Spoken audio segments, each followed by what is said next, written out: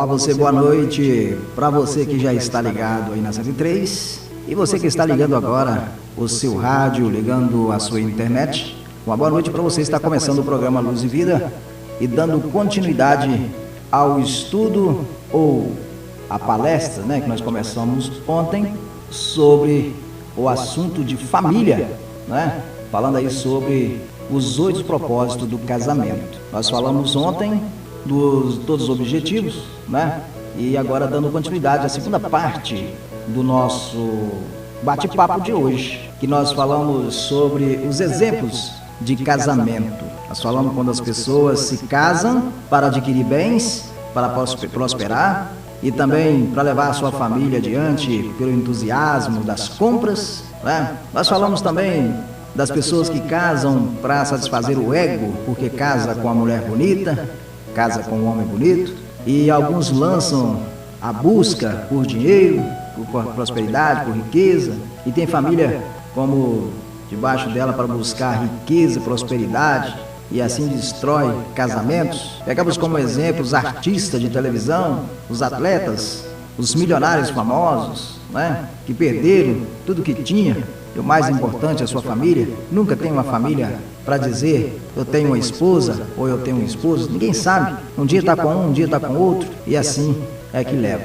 E também por causa dos filhos, que alguns casam e quer segurar o casamento por causa dos filhos. Eu disse também que casamento não segura filhos. Alguns também por não ter objetivo de vocação dos filhos, objetivo para a família. É importante que o filho seja médico, engenheiro, arquiteto, pastor ou coisa assim, somente para aparecer para a sociedade. Outros casam também para satisfação própria, casam e constituem família para que tenham a satisfação, buscam felicidade. Então casa e o centro da família é o ego do marido, Depois de um tempo querem tudo que seja o seu gosto, ou a mulher também quer tudo que seja o seu gosto, quer que busque as coisas, compra coisas bonitas para satisfazer o seu ego. E deificam também a família. Que isso? Não sabem colocar a família no seu devido lugar. Por ignorar, ou por não desconhecer, ou por desconhecer o propósito de Deus, deificam ou atrapalham ou destroem a família. Quando é aniversário da filhinha ou do filhinho, a reunião, que se dane, tem aniversário em família, então não vou estar lá não, Dia das Mães, nem precisa ir reunião Dia das Mães, que eu não vou. E a família toma o lugar de Deus. Falo como homem, às vezes eu desconfio que o Dia das Mães é invenção do diabo, porque me parece como uma boa desculpa para não honrar a mãe nos outros 364 dias do ano. Tem pessoas que pensam dessa forma, que Dia das Mães são 365 dias, então vai escolher somente um dia para ser o Dia das Mães. Boa maneira de não precisar beijar, abraçar, acariciar, até as necessidades de dizer mãe, como era importante. Tem um dia para fazer isso, então nos sentimos em paz com a nossa consciência, dando um presentinho para a mamãe nesse dia, e acha que está tudo bem.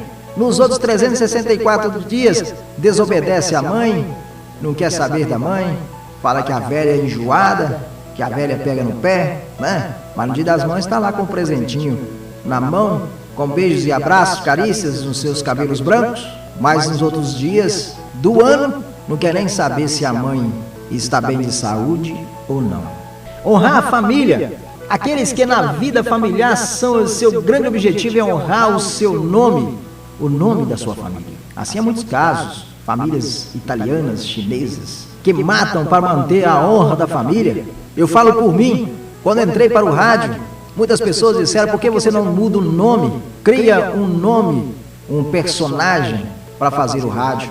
Jamais eu fiz isso. Eu uso o meu próprio nome porque eu tenho honra de pertencer à família Goldinho. Tenho honra disso. Tenho honra de dizer que meu pai foi um carreiro. Tenho honra em dizer que a minha mãe foi uma lavadeira de roupas, uma passadeira. Tenho honra. Então, honrar a família. Nós temos a glorificação de Deus na nossa família quando honramos a nossa família. Glorificar a Deus é desfrutar de seus bens. O casal deve ser isso e deve ter isso em mente. Mas além desse propósito prioritário, o casamento exige algo mais dos cônjuges. Primeiro, companheirismo. e complementação mútua do casal. Disse mais o Senhor Deus: não é bom que o homem esteja só, far-lhe uma auxiliadora, que lhe seja idônea. Gênesis no capítulo 2, versículo 18. Depois da análise desse texto, podemos observar a necessidade do homem em ter um auxiliador e ter uma ajudadora, uma companheira. O homem vivia em meio aos vários elementos da criação, mas mesmo assim ele se sentia sozinho. Então Deus fez criar uma ajudadora. E caiu sobre ele um sono pesado, e sobre o homem de sua costela fez a mulher e chamou de varoa, pois do varão foi tirado. O homem e a mulher se completam, pois assim como a mulher provém do homem, o homem também é nascido da mulher. No Senhor, todavia, nem a mulher é independente do homem, nem o homem independente da mulher. 1 Coríntios capítulo 11, versículo 11. Não adianta as pessoas dizerem por aí que a mulher é o capacho do homem, ou o homem é o capacho da mulher. De jeito nenhum, isso não existe. Prazer amoroso do casal. Aí você vai lá em Eclesiastes, capítulo 9, versículo 9, anota aí para você não esquecer. Goza a vida com a mulher que amas, todos os dias da sua vida fugaz, os quais Deus te deu debaixo do sol, porque esta é a porção nesta vida pelo trabalho com que te afadigaste debaixo do sol. Eclesiastes, capítulo 9, versículo 9. Devemos ter em mente que é uma grande necessidade do cumprimento dos deveres conjugais relacionado à área sexual também, o que é de grande importância para se manter o casamento. Eu sempre digo que no casamento o sexo não é 100% do casamento, mas eu digo que pode ser 99,9%, porque às vezes o que você não encontra em casa, você busca na rua, seja a mulher ou seja o homem. Então é preciso que haja um compromisso amoroso entre o homem e a mulher, um desejo ardente de que não pode apagar hora nenhuma, dia nenhum, porque está aí.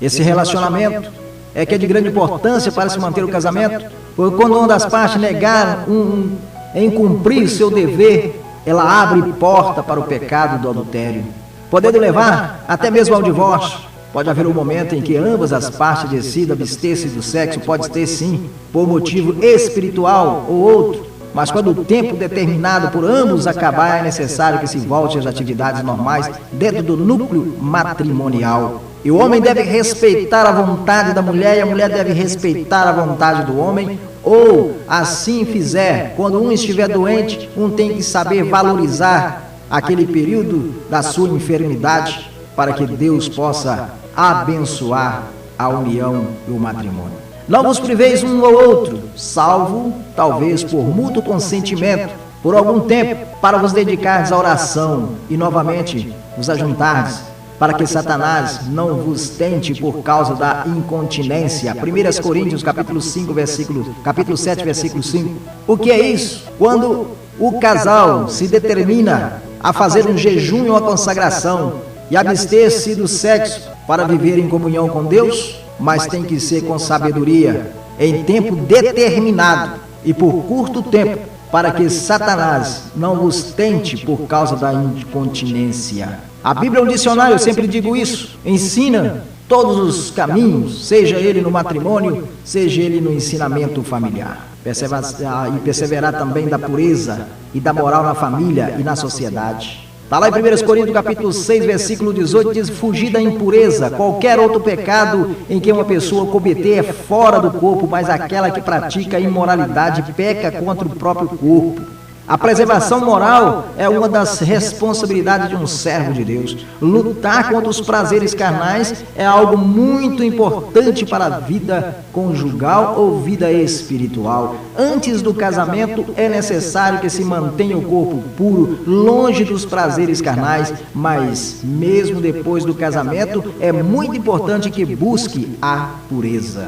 Sabemos que o prazer amoroso é algo fundamental no casamento, mas que isso não seja um pretexto para fazer sexo em prática a todo momento, tornando o sexo como um ídolo, viciado. Sabemos que somos espelho para outras pessoas, para isso devemos ser cautelosos também dentro do casamento, para que as pessoas não se escandalizem em nossos atos. Além disso, não devemos esquecer de que o propósito prioritário do casamento é glorificar a Deus. Como foi dito no início, deste comentário. Acaso não sabeis que o vosso corpo é santuário do Espírito Santo, que está em vós, o qual tendes partes de Deus, e não sois de vós mesmo? Porque foste comprado por preço. Agora, pois, glorificai a Deus no vosso corpo.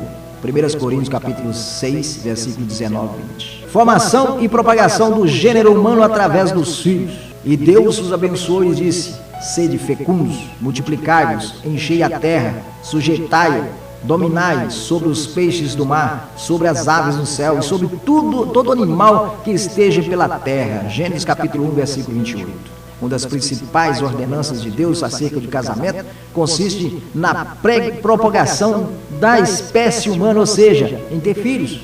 A Bíblia relata que no início da história da humanidade, esse foi um dos principais mandamentos, o qual prevalece até nos dias de hoje. Mas as pessoas têm se abnegado com relação a ter filhos. E nós ensinamos que não devemos ter filhos também para deixar passar por dificuldades. Portanto, o que a união dos corpos tenha esse objetivo, não apenas saciar a sede e o desejo da carne, mas de reproduzir assim também na continuidade a vida da espécie humana até o dia em que Deus assim permitir. Tomai a esposa e gerai filhos e filhas, tomai a esposa para vossos filhos e dai vossas filhas a marido, para que tenha filhos e filhas, multiplicai-vos aí e não vos diminuais. Jeremias capítulo 29, versículo 6. E agora, para encerrar, ter uma família eterna. Quantos propósitos Deus tem? 10, 20, 50 ou mais. Deus tem um propósito para cada família. Deus tem um propósito eterno para a família. Às vezes podemos nos confundir um pouco e não entender bem, pois há outros incrédulos que vivem em família. Então, nos parece que nós temos a vida com Deus e a vida familiar. Quando Deus instituiu a família, não havia pecado. Deus tinha um propósito em seu coração e, como parte desse propósito, constituir a primeira família. Ele poderia ter feito um monte de homens e depois um monte de mulheres. Por que não fez? Porque queria constituir família. Para ele atingir o seu propósito de constituir uma família eterna, ele tinha que constituir uma família na terra. O casamento é muito mais do que a união de duas pessoas que se amam. Quando namoramos, estamos noivos. Parece que o casamento tem um objetivo só, a paixão.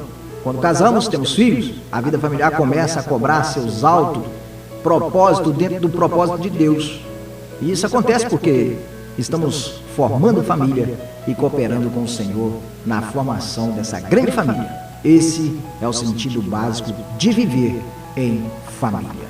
Dentro desse propósito do ensinamento, achamos que contribuímos com vocês, mostrando parte desse estudo que é o estudo da família, de constituir família, os objetivos da construção de uma família cristã, de uma família que vive para Deus e com Deus. E com isso nós acreditamos que você vai colocar esses propósitos na sua vida e vai viver uma vida conjugal com mais clareza, sem mentiras, sem excessos e com domínio próprio. Pois Deus assim vos abençoe, abençoe o seu lar, abençoe a sua família, abençoe a família que vive na presença de Deus. Instrui os seus filhos, instrua as suas filhas, instrua, mostre, ensine o caminho. E se sua filha estiver noiva, mostra para ela que o noivado não é casamento, mostra para eles que o namoro não é casamento, que a união entre dois corpos só pode acontecer após o casamento, que o casamento, não só o casamento civil, mas o casamento na igreja, casamento religioso, para que Deus possa abençoar a família crescer e crescer na unidade do Espírito Santo. E assim eu agradeço a todos vocês que junto comigo faz deste programa o programa da família brasileira. Aqui pela 103,3 Rádio Top Minas FM, já há 14 anos vemos trazendo esse programa e também agora pela internet no www.topminas103.com.br. E vocês em todo o Brasil sabem do compromisso de estar na presença de Deus. Esse é o programa Luz e Vida, que volta amanhã neste mesmo horário.